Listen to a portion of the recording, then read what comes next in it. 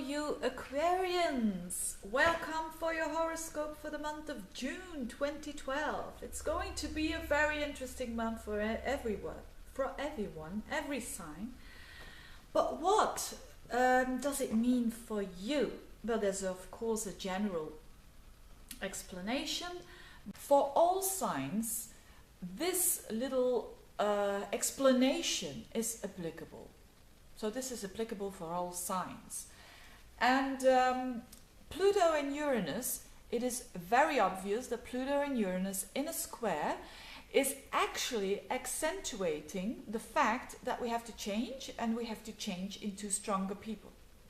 That's basically it. That's what Pluto-Uranus is all about. We have to transcend all the different roles that we play that are false and that are not powerful.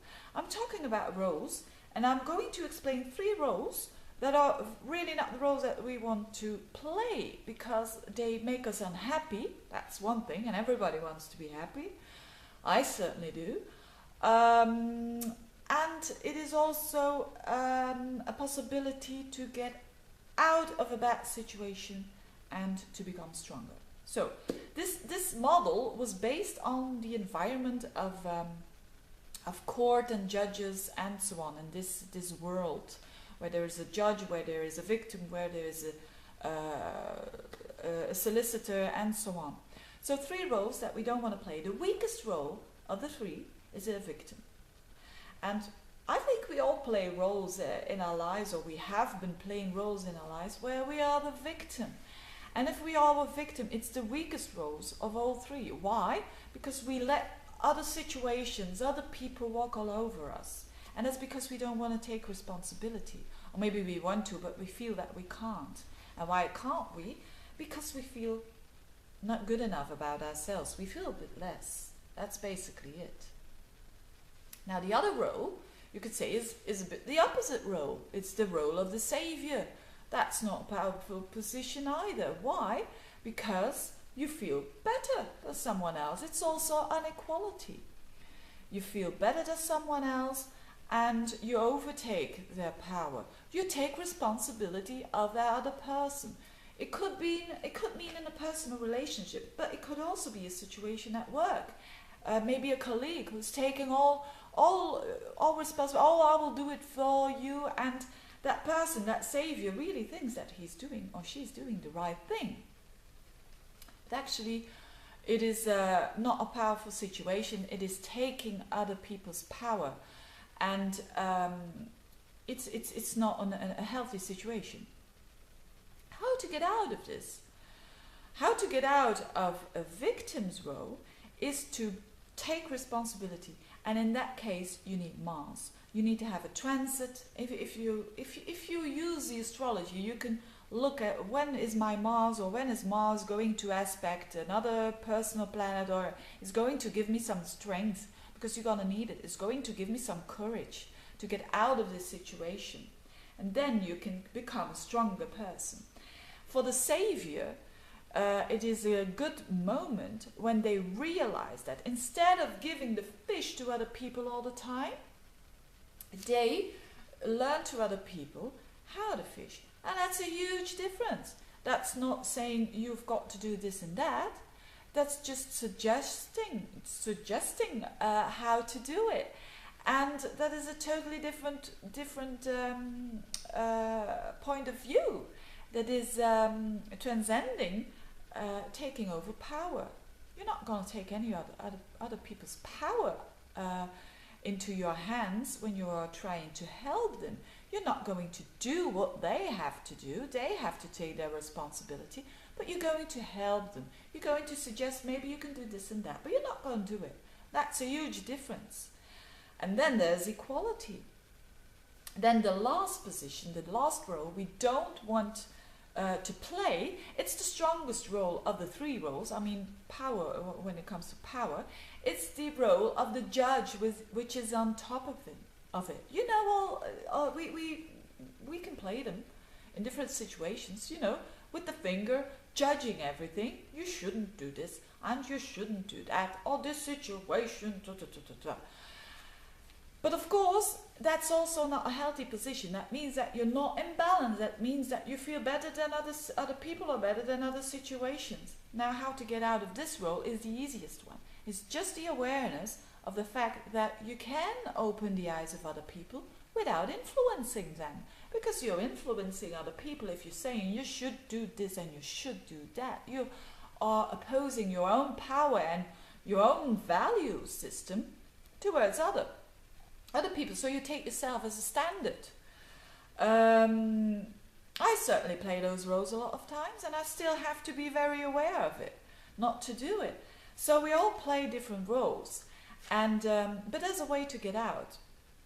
And just the last thing about this judge role is that the importance of words, so to transcend this role of judge, is really to really mind your words and to be a kind of a messenger to other people, to make them think, to just give them, I don't know where my glasses are, but just to give them a frame of the glasses so people can, other people other situations, other things can fill it in themselves, but you kind of give them a frame to think about it. And then there is equality. You know, this is all about Pluto-Uranus, liberté, égalité, fraternité. And especially égalité, it is not about, you know, like Mao Zedong dressed up in all the same suits, but it is equality when it comes to power. It is very much about that. And Neptune can help us with this, because Neptune is going in Pisces. Maybe at first we're going to think, ooh, this is making situations rather vague and we don't know where we're up to, so there's chaos probably. But it is needed to get out of the situation and to see the clarity afterwards. That's my opinion. Particular for you Aquarians, well, I think the month June is a combination or is, an emphasis on the 5th and the 11th house. There is a lunar eclipse at the 4th of June in your 11th house. It's actually the house of Aquarians. It's the house of, and I think most Aquarians understand that, it's the house of brotherhood, of, you know, the French Revolution, when the Pluto-Uranus square was also exact. Liberté, égalité et fraternité, brotherhood. Sharing the same ideas with our friends, sharing the same ideas, not only with friends, but also with people who have same ideas, same thoughts. It's communicating, it's spreading the word. It is really connecting with other people, internet, and so on.